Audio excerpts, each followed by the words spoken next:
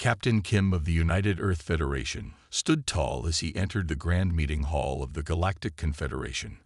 The room buzzed with various alien species, their forms diverse and strange. Some floated in hover chairs, others slithered across the polished floor, and a few perched on high platforms designed for winged beings. Kim straightened his uniform and approached the central podium, where 5 senior representatives waited.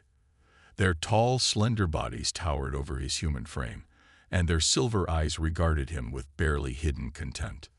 "Welcome, human representative," said the tallest one, named Taro. "We trust your journey was comfortable despite your species' fragile constitution." Kim smiled politely, ignoring the subtle insult. Humans had been labeled Deathworlders when they first joined the Confederation 3 years ago. Earth's high gravity, extreme weather patterns, and diverse pathogens had surprised the galactic community. Most species from such harsh worlds evolved to be aggressive predators, yet humans appeared remarkably calm and cooperative. "The journey was fine, thank you," Kim replied. "I bring proposals from Earth regarding the new resource-sharing agreement." Taro waved a long-fingered hand dismissively. Yes. We've reviewed your proposal and made necessary adjustments." A holographic document appeared before Kim. As he scanned it, his heart sank. The adjustments had effectively doubled Earth's resource contributions while having what they would receive in return. It was worse than the previous unfair agreement. But his orders were clear: maintain peace, accept compromises, build relationships. Earth was still new to the galactic stage, still learning the complex politics of space. "I see," Kim said carefully. "These terms seem quite different from our initial proposal." "The Confederation must consider the needs of all member species," said Mori, another representative.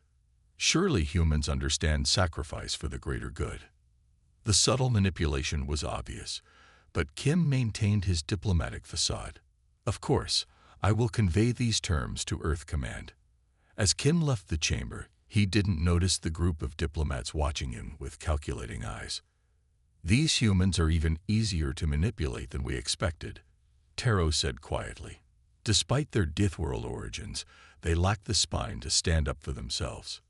"Do not underestimate them," cautioned an old representative named Sato. "Their cooperation may hide something deeper." "Nonsense," Mori laughed. "They're desperate to be accepted. We can push them further next cycle." Back on his ship, Kim removed his formal jacket and sighed heavily. This was the 4th unfavorable agreement in a row. He activated his secure communication line to Earth Command. "General Song, the meeting went as expected. They've reduced our terms again." The weathered face of General Song appeared on screen. "Did you accept?" "As instructed, yes." Song nodded slowly. "Good. Continue as planned. Remember, they see only what we want them to see." Kim looked out the viewport at the magnificent Confederation space station, gleaming against the backdrop of stars. "They think we're weak. That Earth produced timid creatures despite our harsh world." "Let them think that," Song replied. "Operation Long Game continues. Document everything. Build the case. And if they push too far?" Kim asked. Song's expression hardened. "Then the galaxy will learn why Deathworlders are traditionally feared." After ending the transmission, Kim opened a hidden compartment in his quarters. Inside sat a small device, undetectable by Confederation scanners. He placed his thumb on its surface, and a hidden database activated, showing hundreds of recorded incidents of discrimination, resource theft, and treaty violations against human interests. He added today's meeting to the growing list. Meanwhile, deep in Earth's Pacific Ocean, massive shipyards operated in secret. Military vessels with technologies unknown to the Confederation were under construction. On Mars, hidden bases trained special forces in zero-gravity combat. Across the solar system, humanity prepared quietly while presenting a face of peaceful cooperation to the galaxy. The humans were indeed Deathworlders, but they had learned strategy alongside survival. They would give diplomacy every chance to succeed. But they were also preparing for the day when playing nice would end. As Kim's ship departed for Earth, Sato watched from a private chamber, his ancient eyes troubled. Unlike his colleagues, he had studied Earth's history extensively. Captain Kim of the United Earth Federation stood tall as he entered the grand meeting hall of the Galactic Confederation. The room buzzed with various alien species, their forms diverse and strange. Some floated in hover chairs, others slithered across the polished floor, and a few perched on high platforms designed for winged beings. Kim straightened his uniform and approached the central podium, where 5 senior representatives waited. Their tall, slender bodies towered over his human frame, and their silver eyes regarded him with barely hidden contempt. "Welcome, human representative," said the tallest one, named Taro. "We trust your journey was comfortable despite your species' fragile constitution." Kim smiled politely, ignoring the subtle insult. Humans had been labeled Deathworlders when they first joined the Confederation 3 years ago. Earth's high gravity, extreme weather patterns, and diverse pathogens had surprised the galactic community. Most species from such harsh worlds evolved to be aggressive predators, yet humans appeared remarkably calm and cooperative. "The journey was fine, thank you," Kim replied. "I bring proposals from Earth regarding the new resource-sharing agreement." Taro waved a long-fingered hand dismissively. Yes. We've reviewed your proposal and made necessary adjustments." A holographic document appeared before Kim. As he scanned it, his heart sank. The adjustments had effectively doubled Earth's resource contributions while having what they would receive in return. It was worse than the previous unfair agreement. But his orders were clear: maintain peace, accept compromises, build relationships. Earth was still new to the galactic stage, still learning the complex politics of space. "I see," Kim said carefully. "These terms seem quite different from our initial proposal." "The Confederation must consider the needs of all member species," said Mori, another representative. "Surely humans understand sacrifice for the greater good." The subtle manipulation was obvious, but Kim maintained his diplomatic facade. "Of course, I will convey these terms to Earth Command."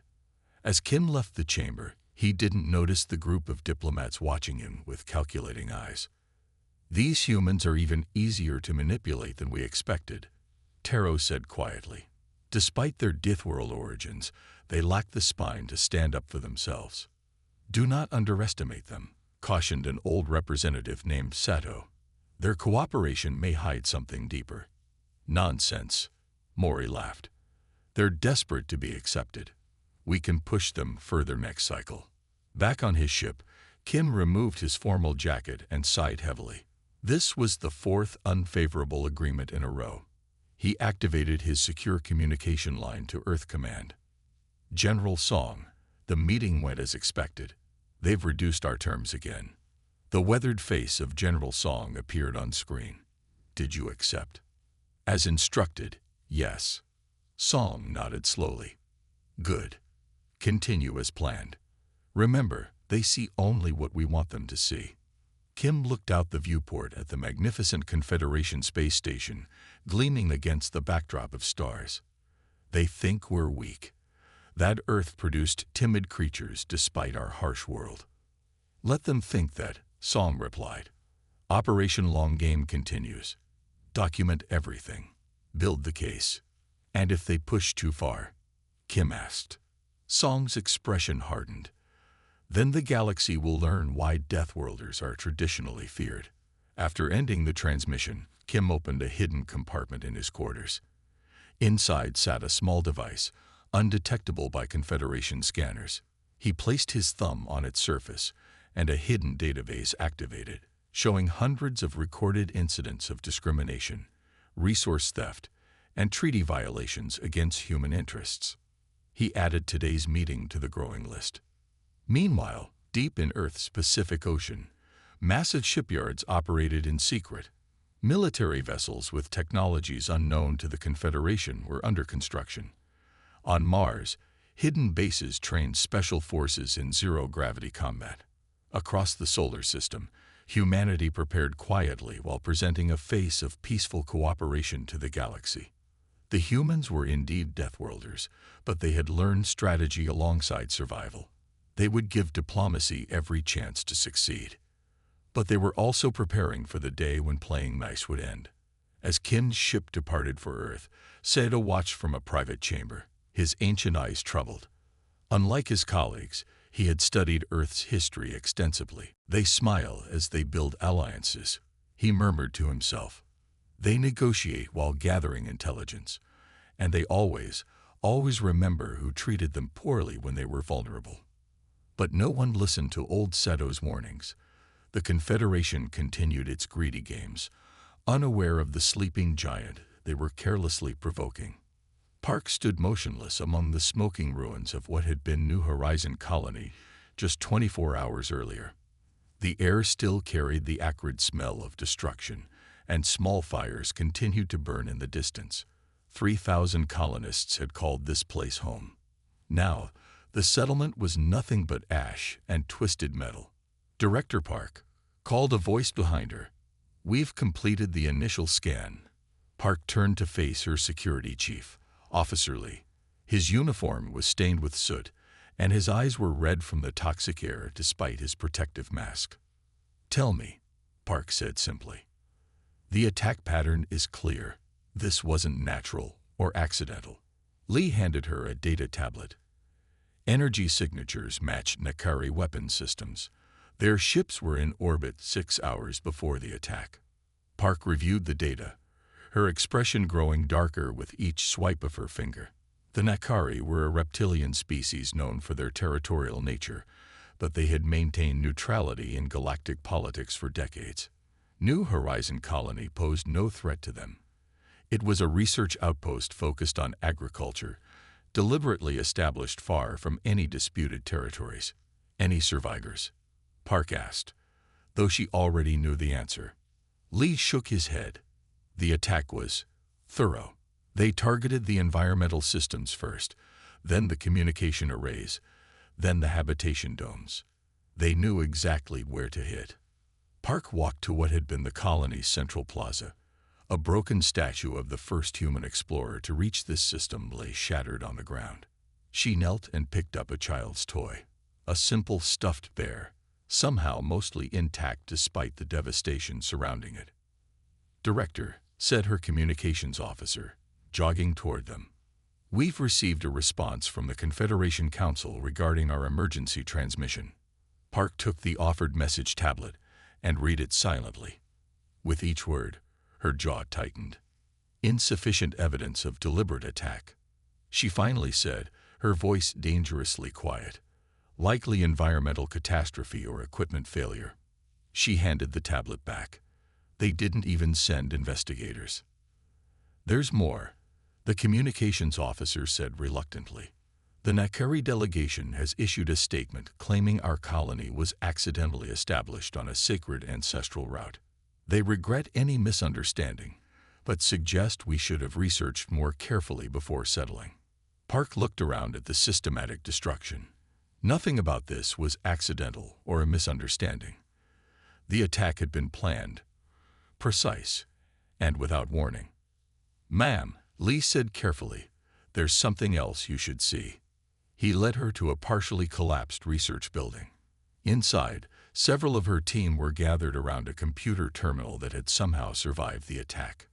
"We managed to recover some security footage," explained the technician at the console. "This was recorded just before communications went down." The grainy footage showed the colony's defense coordinator speaking urgently into the camera. Behind him, alarms flashed. "Multiple Nakari warships decloaking in orbit," the coordinator reported. "They're not responding to hails. We've activated emergency protocols, but..." He looked up as the lights flickered. "They've already taken out our main power grid. This is a deliberate attack. The Confederation needs tow." The footage cut to static. Park closed her eyes briefly. When she opened them, they held a coldness that hadn't been there before. "Send everything we found to Earth Command," she ordered. "Every scan, every piece of evidence, and add a personal message from me. Diplomacy has failed. As her team hurried to follow orders, Park walked outside again. The colony had been home to scientists, farmers, teachers, and children. People who believed in the promise of peaceful coexistence in the galaxy. In her pocket, her secure communicator buzzed. Only Earth's highest command used this channel. "Director Park," came General Song's voice. "I've reviewed your preliminary report. Is it truly as bad as it appears?" "Worse," Park replied. "And the Confederation is already covering for the Nakari. They won't even acknowledge it was an attack." A long silence followed. "I see," Song finally said. "The cabinet is meeting now. This changes everything." "What are my orders?" Park asked. "Document everything. Then return to Earth immediately." Song's voice grew grim. "The time for tolerance has ended." As Park's shuttle lifted off from the devastated colony, she looked down at the destruction below. For years, humans had endured unfair treatment, exploitation, and condescension from the galactic community. They had been patient, strategic, working within the system despite its flaws.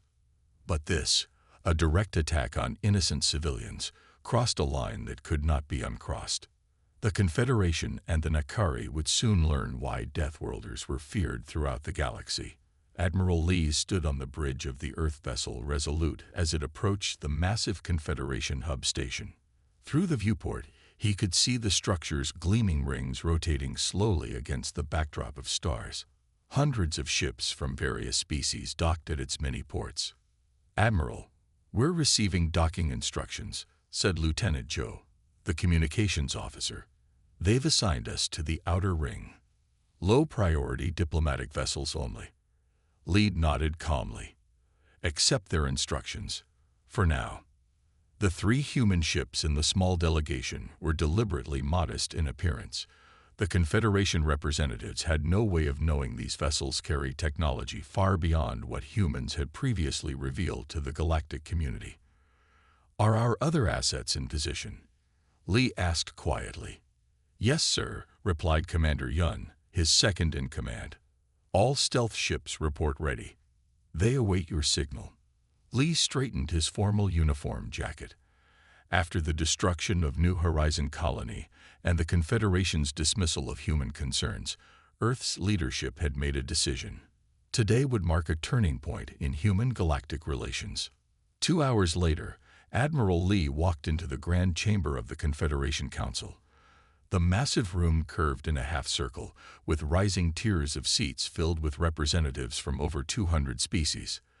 The human delegation was small, just Lee and 4 officers in crisp military attire rather than the usual diplomatic clothing. Their entrance caused a stir. Military personnel rarely led diplomatic missions. The High Counselor, a tall being with iridescent skin named Harrow, looked down from the central podium. "The Confederation recognizes the Earth delegation, though we must note this is an unusual representation." Lee stepped forward. "High Counselor, respected representatives, I come before you not as a diplomat, but as a military officer because what occurred at New Horizon Colony was not a diplomatic incident, but an act of war." Murmurs spread through the chamber. "Admiral," Taro said with obvious condescension, "we have already addressed this unfortunate event. Our investigation concluded." "Your investigation?" Lee interrupted, causing gasps among the representatives. Interrupting the High Counselor was considered deeply disrespectful. There was no investigation. Not a single Confederation vessel visited the site. Not one official spoke with our survey team. Lee activated a small device. Above the chamber floor, a holographic display appeared showing the destroyed colony. Images of the dead, the systematic pattern of destruction, and the Nakari weapons signatures filled the air. 3,000 civilians, scientists, children. Lee's voice remained level, but cold. "The United Earth Federation presents terms following this unprovoked attack. We require acknowledgement of responsibility, reparations for the victims' families, and the perpetrators brought to justice." The Nakari representative stood, his scaled skin flushing with anger. "This is outrageous. We explained that your colony inadvertently violated our ancestral lies, Lee said simply. We have proof the route claim was created after the attack. Before the chamber could erupt further, Taro raised his hand for silence. When he spoke, his tone was dismissive. Admiral Lee, while your passion is noted, the Confederation has made its decision. The matter is closed. Lee noticed several representatives nodding in agreement, others looking away uncomfortably. For years, humans have been underestimated, their concerns minimized. And if we find this response unacceptable? Lee asked. Now laughter rippled through parts of the chamber. The Nakari representative gestured to the viewports where the 3 modest human ships could be seen. Or what human? Your 3 outdated vessels will attack our homeworlds. More laughter followed. Lee's expression remained unchanged as he activated his secure communicator.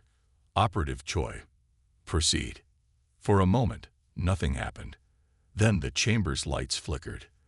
The massive displays on the walls went dark, then returned showing something that caused immediate panic. On 12 major Confederation worlds, defense systems were simultaneously going offline. Security barriers failed. Communications networks disrupted. On the screens, they could see military installations across multiple species' homeworlds suddenly vulnerable. The chamber erupted in chaos. What is happening? Taro demanded, his composure shattered. A demonstration, Lee replied, his voice cutting through the noise. For decades, we played by your rules. We accepted unfair treaties.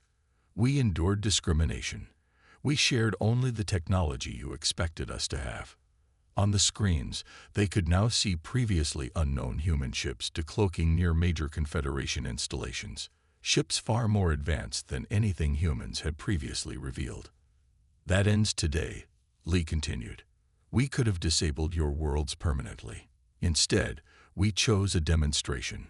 As Lee spoke, the systems across the affected planets began coming back online. The message was clear. The disruption was deliberate and controlled. You classified us as Deathworlders, but never understood what that means, Lee said into the stunned silence. Earth didn't make us cooperative. Earth made us survivors, and survivors know when to stop playing nice. Lee turned to leave, his delegation following. At the door, he paused. You have 48 hours to reconsider our terms. After that, the demonstration becomes a response. As the human delegation departed, the Confederation Council sat in shocked silence, finally understanding their grave miscalculation. Commodore John stood on the command deck of the UES Vigilant, watching the tactical display with steady eyes. Around her, officers worked in focused silence, monitoring the largest coordinated military operation in human history. For decades, Earth had presented a facade of limited military capability to the Galactic Confederation.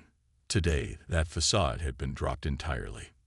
Status report, Jun said quietly. Lieutenant Ba looked up from her station. All battle groups report ready, Commodore. Stealth fields holding across all systems. No indication that Confederation forces have detected our positions. Jian nodded. The Confederation's 48 hours to respond to Earth's demands had expired just 10 minutes ago. Their answer had been predictably dismissive, a statement that the Confederation does not negotiate under threats from lesser species. Very well, Jun said. Begin Operation Consequence. Remember the parameters. We disable, not destroy. Across 12 key systems, human ships suddenly appeared as if from nowhere. Vessels with technology that Earth had carefully hidden from galactic sensors for years emerged from stealth fields. The Confederation had believed humans possessed only basic warp engines and defensive capabilities. They were now witnessing ships with advanced cloaking systems, energy weapons beyond anything humans had previously displayed, and defensive shields that easily absorbed desperate counterattacks. On Jun's main screen, she watched as the Nakari defense station orbiting their homeworld went dark, its weapons disabled by precision strikes. Similar scenes played out across multiple systems. Nakari military command network neutralized, reported Officer Kang. Their fleet is standing down. Any casualties?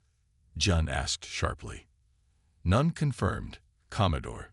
The targeting systems worked exactly as designed. This had been Earth Command's specific order. Demonstrate overwhelming force but minimize loss of life. Humans were showing they could have destroyed their enemies but chose restraint.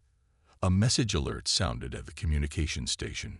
Ma'am, we're receiving emergency hails from 7 Confederation Council members, including the High Counselor, said Lieutenant Ba. Let them wait, Jun replied. Continue the operation. The tactical display showed human forces methodically neutralizing military targets throughout Confederation space, a complex operation that had been planned for years, waiting for the moment when diplomacy had truly failed. On one screen, Jun could see the Nekari fleet, the same ships that had destroyed New Horizon Colony, now drifting powerless, their weapons and engines disabled by precise strikes. Interesting, murmured Commander Min, reviewing incoming data. The Teleri ships are moving away from the conflict zones. The Zuri have actively dropped their shields at our approach. Jian nodded with satisfaction. Not all species had treated humans poorly. Some had shown respect and fairness, despite the Confederation's general attitude. Those allies found their worlds and ships completely untouched by the human response. Message from Admiral Lee, Bai announced. The Confederation Council is requesting emergency negotiations. Jun allowed herself a small smile. Tell the Admiral we've completed Phase 1 with minimal casualties. All primary targets neutralized. The blockade is in place. Across Confederation space, the message was clear. Shipping lanes to and from worlds that had supported or enabled aggression against humans were now controlled by Earth forces. Trade to those systems stopped completely. Meanwhile, allies of humanity found their shipping lanes protected by human vessels, their economies suddenly prospering as competitors floundered. 6 hours into the operation, Jun received new orders from Earth Command. She called her senior officers to the tactical table. The Confederation Council has agreed to emergency talks, she explained, showing the message from Admiral Lee. They've accepted our initial demands regarding New Horizon. Now we present our full terms. Do you think they understand yet? Asked Commander Min. They're beginning to, Jun replied. But the galaxy needs to learn this lesson completely. For too long, the Confederation believed they could exploit lesser species without consequences. On the main screen, a feed showed Confederation worlds where human forces maintained their blockade. Economic systems that had relied on inequality were grinding to a halt. Powers that had dismissed humans as weak now found themselves helpless against Earth's hidden strength. The Nekari delegation has formally requested clemency, Lieutenant Bay reported. They're offering full reparations for New Horizon and public acknowledgement of responsibility. Forward their request to Earth Command, Jian ordered, but maintain the blockade. As the operation entered its second day, reports came in from across the galaxy. Species that had been marginalized like humans were rising up, demanding the same respect now being given to Earth. The power structure that had defined galactic politics for centuries was crumbling. In her private quarters later that night, Jun looked at a photograph of her sister who had died at New Horizon Colony. It wasn't just for you, she whispered. It was for all of us who were told to accept being treated as less. The reckoning had come, and the galaxy would never be the same. General Song stood by the large window overlooking the new Galactic Cooperation Center. The massive structure had been built on neutral territory, replacing the old Confederation headquarters. Unlike the previous building with its hierarchical design that physically placed certain species above others, this new center featured a circular chamber where all representatives sat at the same level. 2 months had passed since what many now called the Reckoning. Song watched as representatives from dozens of species entered the chamber for the historic signing ceremony. Quite a different atmosphere than before, remarked Director Park, who stood beside him. Song nodded. Fear and respect are different things. They're finally learning the difference. Inside the main chamber, Admiral Lee prepared to oversee the signing of the equality protocols. a new foundation for interspecies relations. The document sat on a round table made from materials contributed by every member world, including a piece of oak from Earth. "Representatives, please take your seats," Lee announced. The chamber quieted as delegates settled into their places. Lee looked around the room. Some faces showed resignation, others hope, and a few still harbored resentment. The Nakari delegation sat with heads bowed. Their society still recovering from the economic sanctions and the shame of their exposed actions. "Today marks a new beginning," Lee began. "The equality protocols establish fair treatment for all sentient species regardless of their world of origin, physical capabilities, or technological development." He gestured to the document. "No more will resources be extracted unfairly from developing worlds. No more will Deathworlder be used as a term of discrimination. No more will military action against civilian populations be ignored by the galactic community." The room remained silent as Lee continued. "Some have asked why humans waited so long to reveal our true capabilities, why we endured unfair treatment when we could have demanded respect earlier." Lee looked directly at the former High Counselor Taro, who now sat as an ordinary delegate. "We wanted to give peace every possible chance to succeed. We watched to see which species treated others with fairness when they thought there would be no consequences for cruelty. We remembered who our true allies were. Among those allies, the Taleri and Zuri delegations sat proudly. Their worlds had prospered under human protection during the brief conflict, their fairness rewarded with preferential trade agreements. The signing began with Earth's President hand touching the document first. Each representative followed in turn. When the Nakari representative approached, he paused. Tomorrow, he would find out what. Tahoe stared at the data chip on his desk for 10 minutes before finally inserting it into his private terminal. He sent a simple message. "I want to understand the boundary." The response came faster than he expected. "Central Park. Observation Dome. 1 hour." The park at the center of Galactic Union headquarters was designed to accommodate all member species. Some areas had high gravity, others low. Some were hot and dry, others cold and wet. The observation dome sat in the middle, offering views of the stars above the station. Juhu was already there when Tahoe arrived, staring up at the distant points of light. "You actually came," she said without turning around. "I wasn't sure you would." "I have questions." Everyone does. Few ask them out loud. She gestured to the bench beside her. "Sit. This dome is safe from listening devices." Tahoe sat carefully. "I started collecting historical maps after our conversation. The boundary hasn't changed since humans joined the Union 80 years ago." "What else did you find?" Juhu asked. 6 exploration vessels. 6 different species sent expeditions beyond human space before your people joined the Union. None returned. A flicker of sadness crossed Juwu's face. 7, actually. Your records missed one. What happened to them? No one knows for certain. She finally turned to look at him. "You understand this could cost us both our positions. Maybe worse." Tahoe's 4 hearts beat faster, but he nodded. "Tell me about the Makari Empire," Juwu said suddenly. The question surprised him. The Makari. They were a major power about 300 years ago. They disappeared suddenly. Most historians think they destroyed themselves in some internal conflict. And what were they doing just before they vanished? Tahoe thought back to his history lessons. They were expanding rapidly. They had just discovered a new world rich in resources. His eyes widened. Earth. They found Earth. Juwu nodded. They tried to colonize Earth. 3 million Makari ships arrived in our system. None left. That's impossible.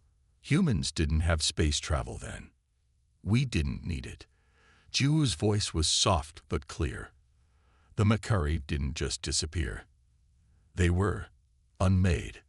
A cold feeling spread through Tahoe's body. Unmade. "I need to show you something, but we can't do it here." Juwu handed him another data chip. "These are historical maps from before humans joined the Union. Study them, and you'll see the boundary used to move. That night, Taiho locked the door to his small apartment and loaded the chip. The maps were official Galactic Union charts from different time periods. The boundary existed before humans joined, just as Ju had said, but it moved. Sometimes it expanded, sometimes it contracted. Then, 80 years ago, when humans joined the Union, the boundary fixed permanently at the edge of human space and never moved again. 3 days later, Taiho met Ju at a small restaurant in the Union Station's lower levels. Humans were a protected species, he said as soon as they sat down. The Union had laws preventing contact with Earth. Why? Because of what happened to the Makari, Ju replied. The Union discovered that something around Earth was dangerous. They couldn't understand it, but they knew to stay away. What changed? Why did humans suddenly join the Union 80 years ago? Ju's eyes showed a deep sadness.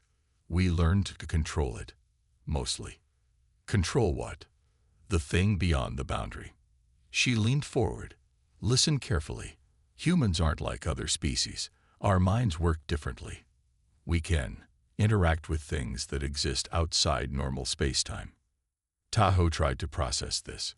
Are you saying humans are psychic? No. We're compatible with something else. Something ancient. She sipped her drink. Have you ever wondered why humans advanced so quickly? From our first space flight to joining the Galactic Union in less than 300 years. Before Taiho could answer, the restaurant door opened. Admiral Minho walked in with 2 security officers. Ju straightened immediately. Admiral. Diplomat Han. The Admiral's voice was tight. You've been sharing restricted information. I haven't broken any regulations, Ju said calmly. The Council disagrees. The Admiral turned to Taiho. Cartographer Kim, you've been asking dangerous questions. I'm just trying to understand. We're leaving for Haven tomorrow, the Admiral interrupted. Both of you. Haven? Taiho asked. The frontier colony. The edge, Ju whispered. The very edge of human space. The star chart projected in blue light above Taiho Kim's desk showed thousands of worlds across the Galactic Union. For 3 weeks, he had been comparing official maps as part of his job as a junior xenocartographer. Something strange kept bothering him. Every map ended at exactly the same place, the border of human space. Taiho zoomed in on the edge of human territory. Beyond it was nothing. Not unexplored space, which would be marked in standard gray. Not dangerous territory, which would show in red warning patterns. Just blank emptiness, as if the universe itself stopped existing. But Taiho knew stars existed beyond that point. Anyone with a basic telescope could see them. He adjusted his uniform and walked down the curved hallway to Director Park's office. The older Yonan had been mapping stars for 60 years. Director Park, may I ask you something about the official charts? Taiho asked after being invited in. Of course. That's what I'm here for. The director's 4 eyes blinked in sequence, a sign of openness among his species. Taiho projected the map from his tablet. I've noticed all our charts end exactly at human territory, but there are clearly stars beyond. Why don't we map them? The friendly expression on Director Park's face vanished. All 4 eyes blinked at once, a warning sign. Some boundaries exist for good reasons, Taiho, he said quietly. I strongly suggest you focus on chartered space. But as cartographers, isn't it our job to? This conversation is over. Director Park's voice was suddenly cold. Return to your assigned sector mapping. Confused, Taiho left the office. He had never seen the calm director react that way to anything. That evening, Taiho attended the quarterly Galactic Union reception. Representatives from all 57 member species gathered to discuss trade and politics. Taiho only went because attendance was required for all Union employees. He stood alone near the food table, watching different species interact. The tall, thin Loraki, the short, 6-limbed Parine, the floating mist collectives that changed colors with their emotions, and the humans, so new to the galactic community, having joined only 80 years ago. Yet they had quickly established a large territory and gained surprising influence. "The food isn't much better on this side of the room," said a voice behind him.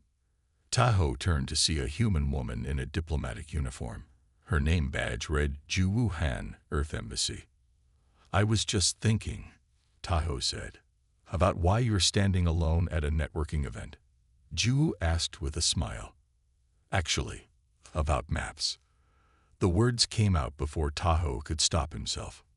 "Maps?" Her eyebrow raised slightly. "I'm a xenocartographer. I've noticed something odd about our star charts. They all end exactly at human space. No explanation, no notation. Just nothing beyond."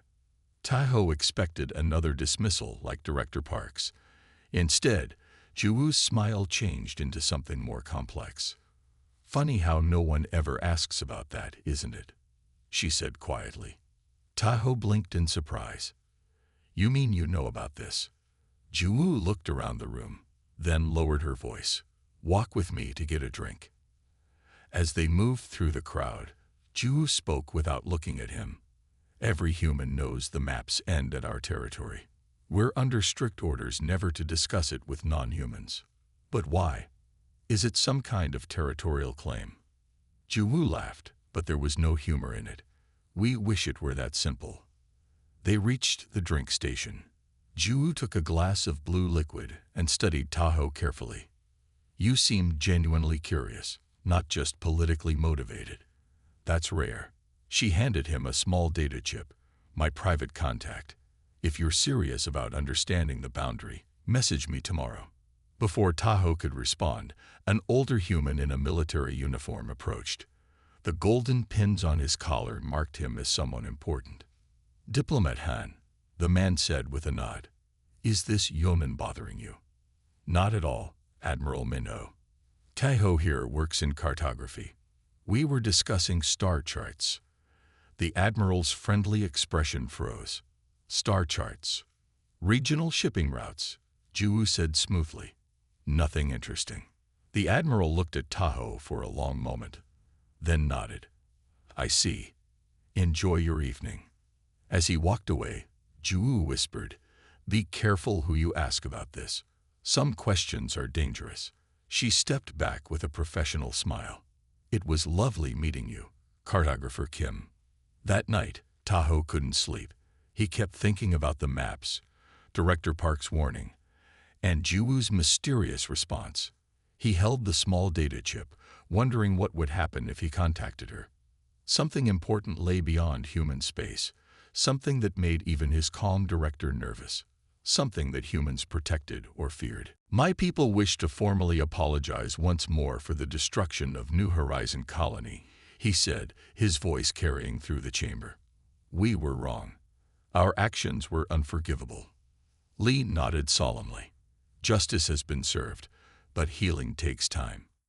After the signing, a young Talari diplomat approached Song at the reception. "Is it true?" she asked. "That humans could have dominated the galaxy years ago if you wished?" Song considered his answer carefully. "We never wanted domination, only fairness. Earth taught us that power should protect, not exploit." "But how did you hide such advanced technology? Our scientists say your stealth systems must have taken decades to develop." Song smiled slightly. "When you're from a world that constantly tries to kill you, you learn to be prepared for anything." He looked out at the gathering, including the possibility that those who call themselves friends might not be. Across the reception hall, Officer Kang was speaking with several younger delegates from various species. They listened with rapt attention. "The day the Deathworlders stopped playing nice," one of them said with obvious awe. "That's what they're calling it on my world. A warning story for children now." Kang shook her head. "Not a warning. A lesson. Treat others as equals, even when you think they can't fight back." In another corner, Admiral Lee was approached by the new council chairperson, a Zuri named Raul, whose species had always treated humans fairly. "The new defensive pact is ready for review," Raul said quietly. "With human technology, and the combined resources of all member worlds, we can ensure something like New Horizon never happens again. Lee nodded. Earth will contribute our full capabilities this time. No more secrets between true allies. As the reception continued, Song slipped away to a quiet balcony. He looked up at the stars, thinking of how quickly the galaxy had changed. 3,000 lives lost at New Horizon had transformed the fate of countless billions across the stars. Director Park joined him, holding 2 glasses of Earth wine. "To those we lost," she said softly. "And to the future they helped create," Song replied. Below them, representatives of 100 worlds mingled freely, many forming connections that would have been impossible under the old order. Species once marginalized now spoke confidently, their voices finally valued. The legend of the day Deathworlders stopped playing nice would be remembered for generations, not as a story of vengeance, but as the moment when true equality became possible among the stars.